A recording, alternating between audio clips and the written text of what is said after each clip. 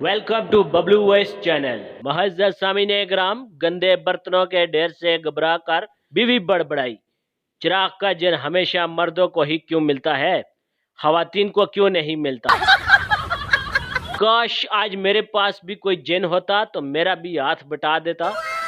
बीवी की ये मासूम ख्वाहिश सुनकर एक बहुत बड़ा जिन जाहिर हुआ और बोला, कवानीन के मुताबिक एक खातून को एक वक्त में एक ही जिन मिल सकता है।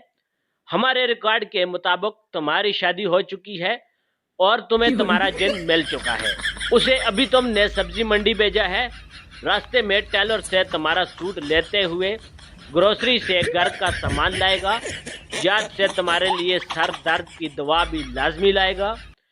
उसके बाद वो अपने काम काज पर जाएगा और आते आते शाम को तुम्हारे लिए तुम्हारी पसंद की आइसक्रीम भी लेके आएगा। तुम्हारा जिन अगरचे थोड़ा टाइम ज्यादा लेता है, मगर चिराग वाले जिन से ज्यादा मेहनती और ज्यादा काम करने वाला है। और इतना कुछ करने के बाद जलील और ख्वार भी होगा। ये सब हमारे बस से बाहर है।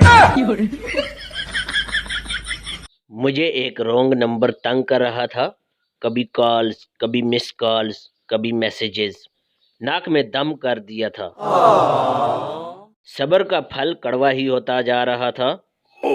सब्र का पैमाना लबरेज होने के बाद मैंने OLX में एक मुनासिब कंडीशन का iPhone 7 डाला और कीमत 5,000 लिख दी और नंबर उसका दे दिया। फिर एक कल्टस कार की पिक अपलोड की, कीमत 70,000।